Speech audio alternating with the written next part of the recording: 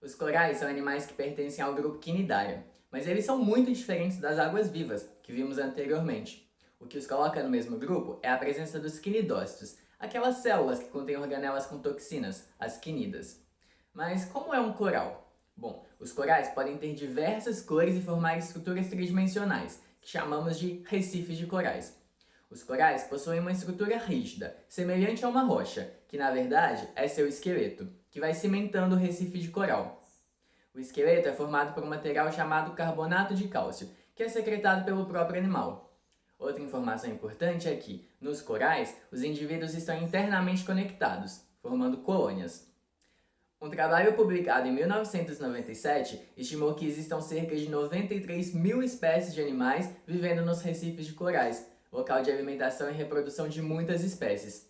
No entanto, outros trabalhos mais recentes sugeriram que o número de espécies que vivem nos recifes pode ser, na verdade, 3 ou 4 vezes maior que o estimado antes, evidenciando assim a importância ecológica dos recifes. Alguns corais fazem associação com um organismo chamado zooxanthella.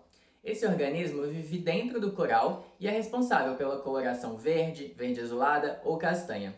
Mas, se esse organismo vive dentro do coral, como ele faz para se alimentar? Bom, ele se alimenta realizando fotossíntese e, portanto, necessita de luz solar.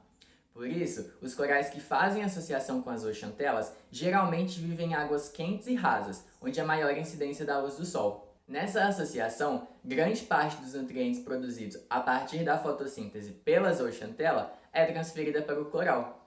As zooxantelas também permitem o crescimento rápido do coral, a deposição mais eficaz do esqueleto e, portanto, a formação de recifes. Em troca, os corais fornecem outros nutrientes importantes, como nitrogênio e fósforo. Essa associação, no entanto, está ameaçada devido ao aumento da temperatura das águas e ao aumento na concentração de gás carbônico na atmosfera. Essas condições podem resultar no branqueamento dos corais. Talvez você já tenha ouvido falar sobre isso. Com o aumento da temperatura e acidez das águas, as zooxantelas saem do interior dos corais. Dessa forma, os corais ficam brancos, porque, como eu disse antes, a coloração desses animais é devida à associação com as zooxantelas, mas perder sua coloração não é o único problema. Como dito antes, os corais dependem dos nutrientes que são produzidos pelas zooxantelas para crescer e depositar seu esqueleto de carbonato de cálcio. Sem as zooxantelas, esses mecanismos são dificultados e os corais podem acabar morrendo. Em 2016, foi confirmada a existência do Grande Sistema de Recife do Amazonas. Acredita-se que esse sistema funcione como uma ponte entre a biodiversidade do Caribe e do Brasil. Isso porque foram encontradas aqui no Brasil espécies que só eram antes conhecidas no Caribe.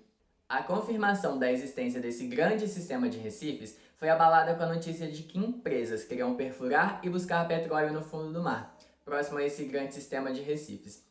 O Greenpeace então iniciou uma campanha para impedir a exploração de petróleo no local e preservar a vida marinha que existe ali, ainda pouco conhecida.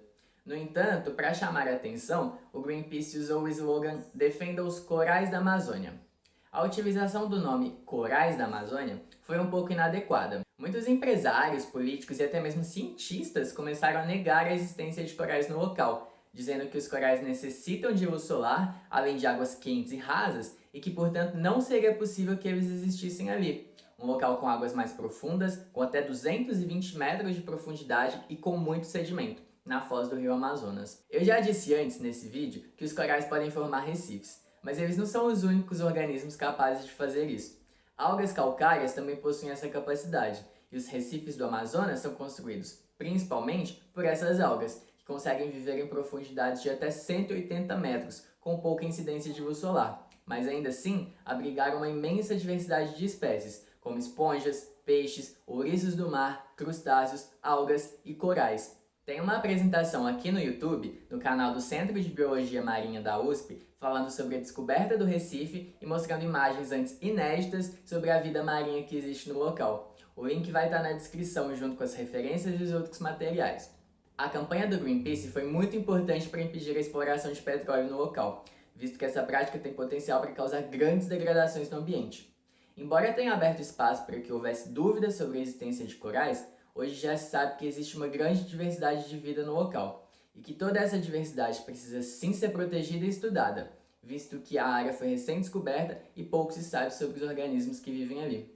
Estima-se que até 2018, menos de 5% da área tinha sido estudada. Enfim, agora você já sabe mais sobre os corais, sua importância e que eles estão sim presentes no ambiente recifal na foz do Rio Amazonas, embora não sejam os principais formadores de recifes por lá, porque, como dito antes, o grande sistema de recifes do Amazonas é formado principalmente por algas calcárias.